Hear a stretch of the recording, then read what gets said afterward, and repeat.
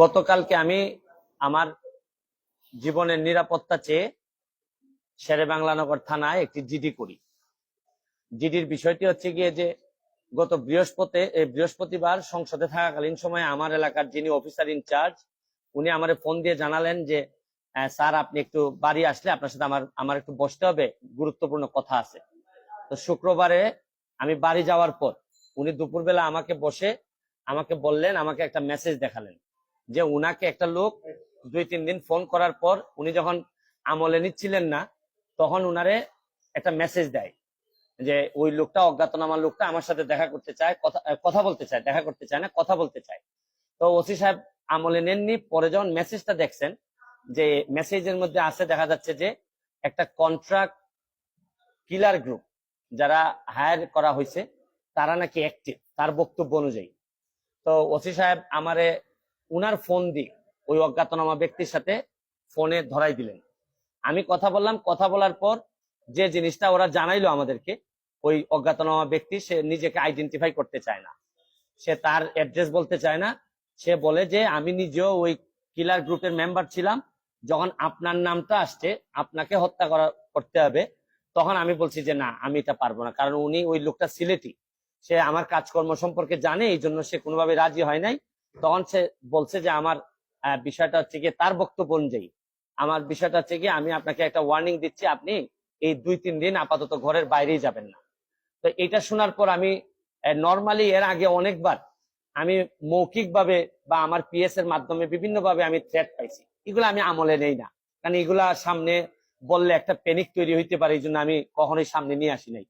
এইবার যখন আমার এলাকার ওসি সাহেবের মাধ্যমে আসছে, তখন আমার কাছে মনে হয়েছে যে মানুষ যখন কখনো কোনো ওসিরে নর্মালি তো কেউ ফোনই দেয় না, তার উপর যখন সে এইরকম একটা মেসেজ দিছে, তখন আমার মনে হয়েছে, আমার এখন মনে হয়েছে যে সিরিয়াসলি একটা পটেনশিয়াল থ্রেট, আমার এটা অবশ্যই আমলে নিতে হবে। তো এই জন্য আমি ওই দিন, পরের দিন সকালে আমি ঢাকা চলে আসি, সংসদ ভবনে চলে আসি। এসে আমি এর ভিতরে আমি পুলিশের ঊর্ধ্বতন কর্মকর্তা যারা আছেন তাদের সাথে আমি কথা বলি। তো এরপরে আমি জিডিটা আমি গতকালকে করছি।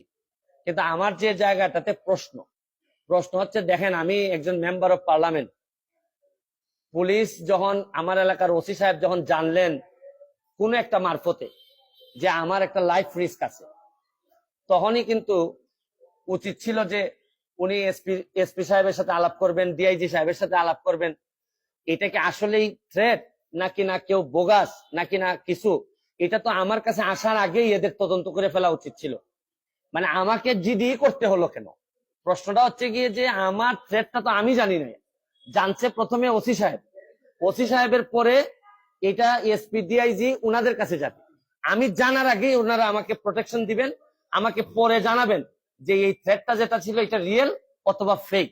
উনারা আমাকে বলছেন, ওসি সাহেবের যতটুকু ব্রেইনে ধরছে উনি ধরছেন, আমাকে বলছেন, আমাকে জিডি করতে হয়েছে।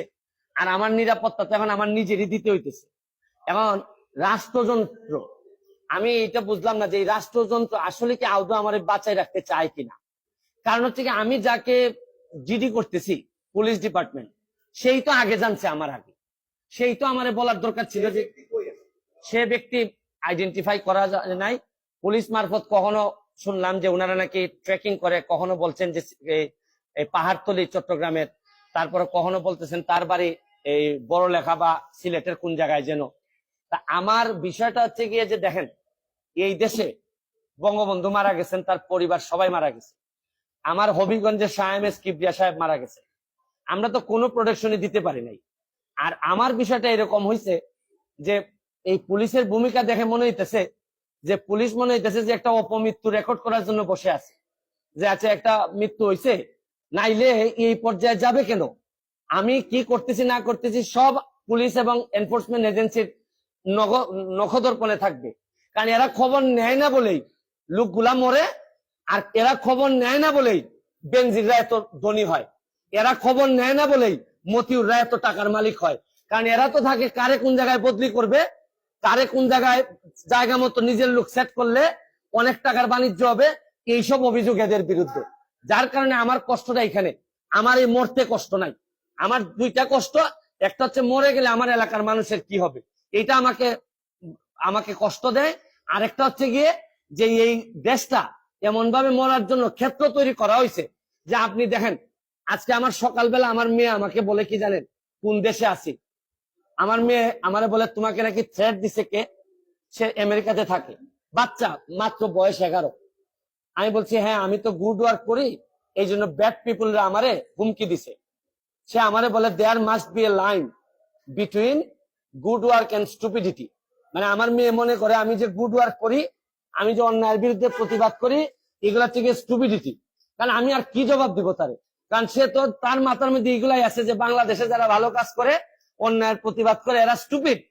কিন্তু আমার মেয়ে অল্প বয়সী মেয়ে, আমি তো বুঝাইতে পারি না যে আমার জন্ম এই দেশে, এই দেশের মানুষের কল্যাণে আমি কাজ করতে চাই, কারণ আমার রক্তের মধ্যে এটা আছে, আমি করব কি এটা।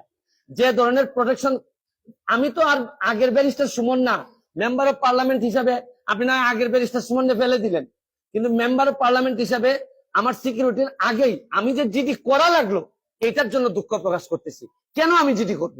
আর যদি এটা আমার কাছ থেকে ইনফরমেশনটা আসতো যে আমার পিএস বলছে যে আমার থ্রেট দিছে, বা আমার এক বন্ধু বলছে, বা আমার এক আত্মীয় স্বজন বলছে, তা নয় আমি জিডি করলাম। পুলিশের মাধ্যমে যখন আসে তখন তো সাথে সাথে কাজটা করার দরকার ছিল। এখন বুঝেন অবস্থাটা কোন জায়গায় আছে। তারপর আমি বিশ্বাস করি যে যতদিন আছি মানুষের কল্যাণে কাজ করতে চাই, আপনাদের দোয়ায় কাজ করতে চাই, আর নিজের মানুষের আমার প্রতি যে বিশ্বাস আমি মনে করি এটাই আমার নিরাপত্তা।